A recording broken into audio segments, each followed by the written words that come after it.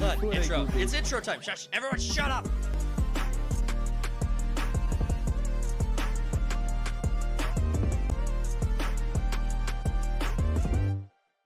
What's going on, main characters? It's your boy Talks Too Much with Third Party Studios. Welcome back to the channel. In today's video, we're talking about the Superman test screenings for the James Gunn DC universe. While the project is looking promising, the test screenings are showing a negative on everything. So we will definitely get into all of that. Before we do, don't forget to subscribe to the channel if you are new. Share the video out there. Smash the like button. And with all of that out of the way, let's jump into it. Fine. We got more to talk about anyway. Let's keep going. Talk about Superman. What do you guys think about Superman? What do you guys think? Is he like the best? Oh, never met him. Oh, he's all right. He's another don't meet your heroes kind of character. Okay, so He's super. Cody, you want to run this story? So this one, I've run enough. You do it. Yeah, do it. Do it. I trust you. You have All right, faith for in- James Gunn's new Spider-Man movie, that's going to kick off. Well, I guess it's second. It's not really kicking off his DCEU, Right. but the test screens came out, and it's kind of wishy-washy on it. And They're that not really positive, but there are some negatives, which I kind of assume because it's like a test screen. This is like our first edit kind of thing. Almost. right. There's plenty that they won't be able to. There's plenty that they probably won't have finished, and still have things they were going to make adjustments for, regardless of how the test screening went. And you never know who these tests, like people that watch these test screens either. They could Right. just be some idiot. Just some hobos off the street. Some people some people at the studio. They probably I would be surprised if some of these studios didn't have like 20 people test screening on like the payroll. Like they just have 20 people Oh, whose they do. job is That's why. there. That's what happened to Captain America, Brave New World.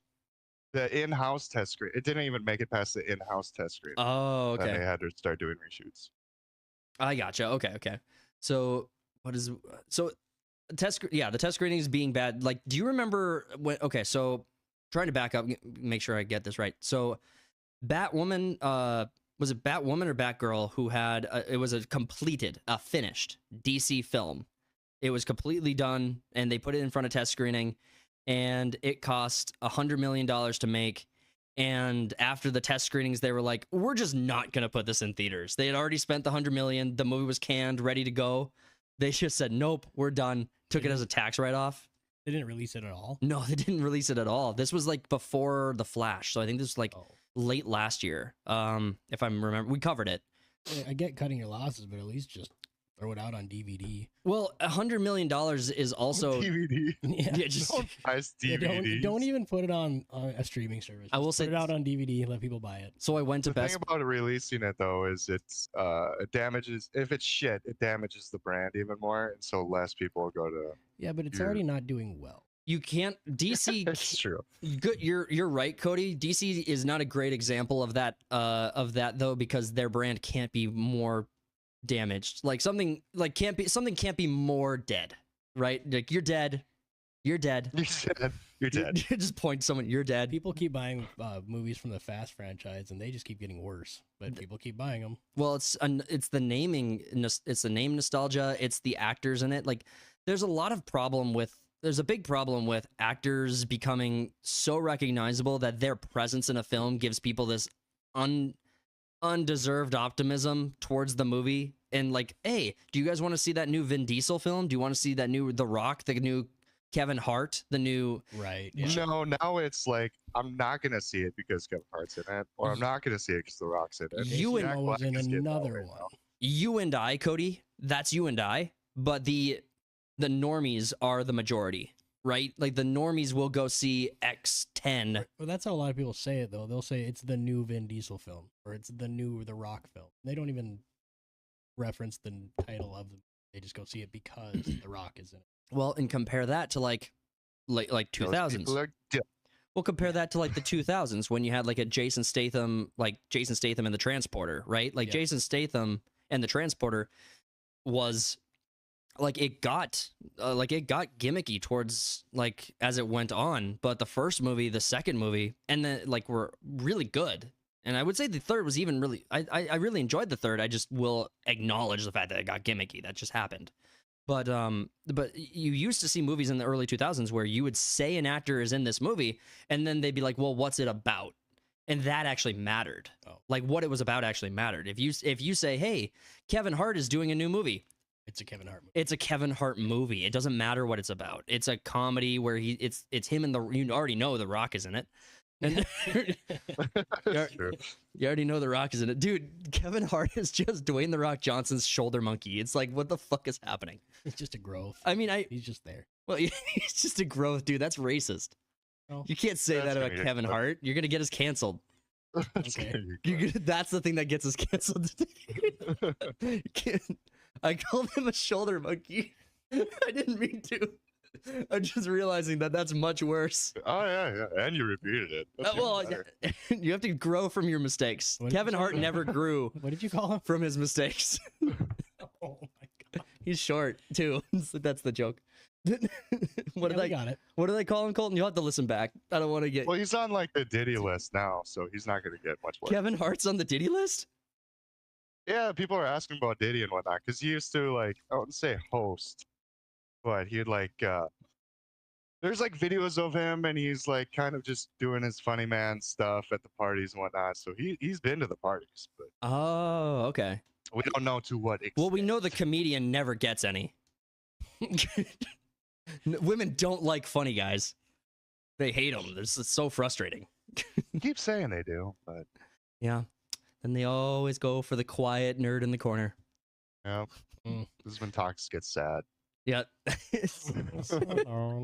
So, what were we fucking talking about? Superman. Do you have So- any faith in Superman movie? I want to say yes. I want to say yes. There's reasons to be optimistic. First off, James Gunn is a good director. His films are on average good. Like they're not masterpieces that will stand the test of time, but they are enjoyable theater experiences typically. And so I think he can do this. The flip-flopping is frustrating because we talked about Lobo and we talked about Henry Cavill not being Superman, and that debate is done.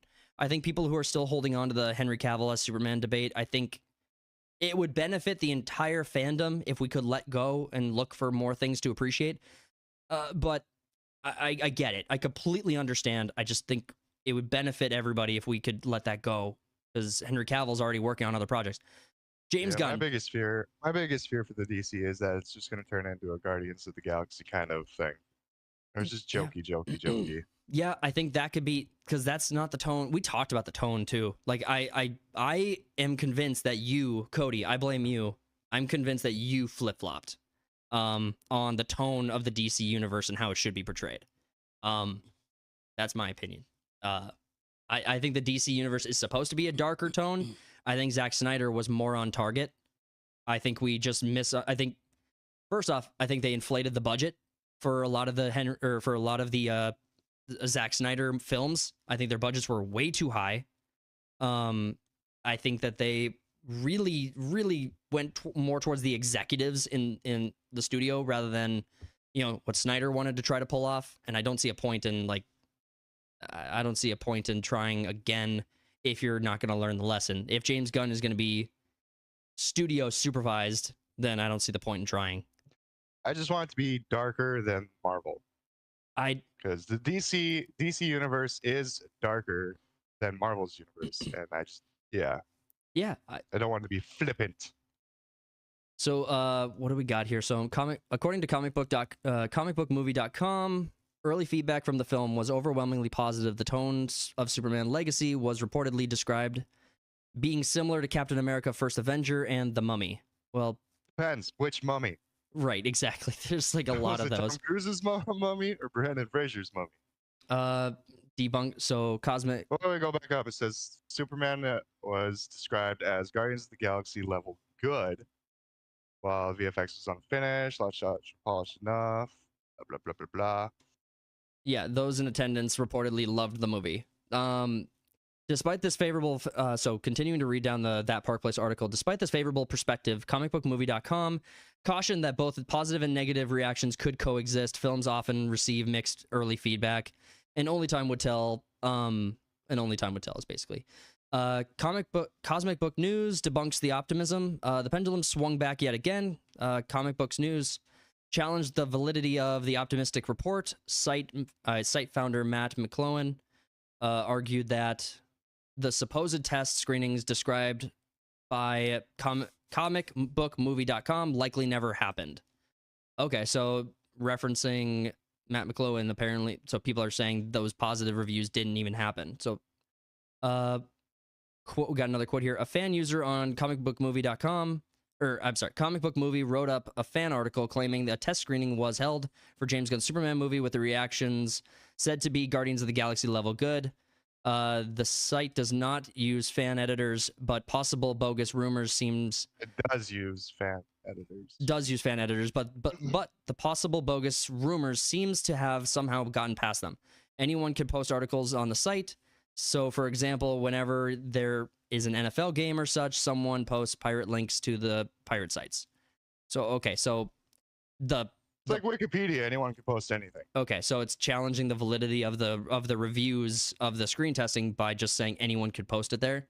So, okay, I guess that's fine. I think that's fair to point out. I don't think that's enough to debunk it. I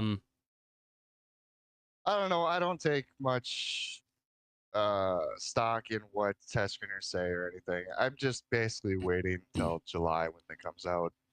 Right. And we're not going to get any additional information from this. Basically, screen tests happened. There's a lot of skepticism about the quality of the film, and it seems like there's a debate going back and forth about whether or not some of those can be some of those reports can be trusted. So that's kind of What's funny with this is you got 3 different fandoms kind of all fighting each other. You got the Snyderverse fandom, you got the James Gunn fandom, and then just the old school DC fandom. And they're all just like gonna rip this thing apart. true. I mean, none of those fandoms could get along with each other if you remade the movie, or if you made a movie that was basically on God level quality, you'd still have dissent amongst any one of those factions, probably more of them. Yeah, I think Gary from Nerd Rock described DC fans as ISIS. They're very, very passionate about DC. Well, I think most Where fandoms. Marvel's more like just your normal kind of. Well, okay, fan. so but you got anime. I think anime is probably worse. I mean, anime fandoms are far worse. I think they're far worse. And honestly, I don't actually think they're bad. I think passionate fandoms are what you should have. I think if you have a fandom that's agnostic to what you're putting out, I think it's a bad project. It's a bad fandom. Like, you have a lot of people in the middle on Star Wars, and I think we got what we deserved. I think we got shit films because we had a fandom that wasn't passionate about the projects. So, I mean, yeah. But I mean, anime, it's kind of hard to ignore your audiences in anime, it seems. Like, My Hero Academia fandoms get absolutely roasted all the time. You have Dragon Ball Z, you have My Hero Academia, you have a bunch of iconic animes that have toxic fandoms, and I was one of them. I was one of your people. I am one of your people. I am. I still will. I'll never forgive Bones Studio for making the sky blue in My Hero Academia Vigilante arc. It was not okay. I don't accept it. You wouldn't get it, Colton. I didn't even notice. The sky is I know what you're blue. talking about, but Yeah, so I won't go. We don't have to go into detail on this now because we got other stories to talk about. But right. well, let's go from DC to Marvel.